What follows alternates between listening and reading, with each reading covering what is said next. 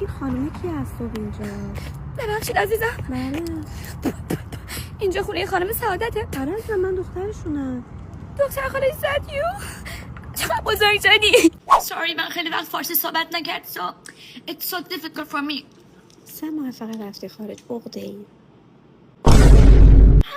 هنوز این گلدون قدیمی رو داری؟ Oh my god it's so classic I like it. وا مگه چیه؟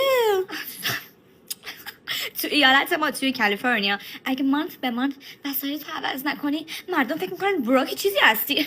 ببخشید یعنی بی پول. شما نمیخواین مبلاتون رو عوض کنین؟ یه دست مبل کرمی تو ایکیا دیدم خیلی به خونتون میاد. ایکیا چیه؟ ما ایکیا نداریم. sorry اصلا یادم رفت ایرانم.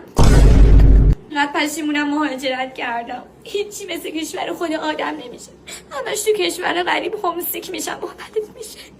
مرسی چراغا رو خاموش کردی واقعا نیاز داشتم ریلکس کنم. برقا رفت. اونجا همش منو با آمریکایی‌ها اشتباه میگیرن. بهش میگم no I'm Iranian I'm Persian. از وقتی هم که ماما بلوند کردم دیگه برتر. Oh my god. وای همکارم از شیکاگو. Hello Alex what's going on with you? بفرما عزیزم. عزیزم اینا شوگر فریه دیگه. چی؟ جیسوس یعنی بدون قنده بدون شکره؟ کسی بلد نیست.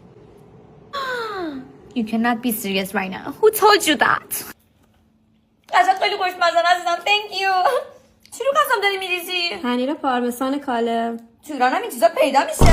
زمان ما این چیزا نبود. خیلی زیاد داری میریزی ها. هرچی بیشتر خوشمزه تر. عزیزم دلم واسه خونه نقلی کوچولوتون تنگ میشه. Oh sweet lord. عزیزم اگه مسیرتون خورد کالیفرنیا حتما به امارات درویشی ما سر بزنید. امارات کلبه درویشی بود ها. نه قربونت بشم خونه ما دوبلکسه کلبه بهش تعلق نمیگیره. نمیگیره. بابا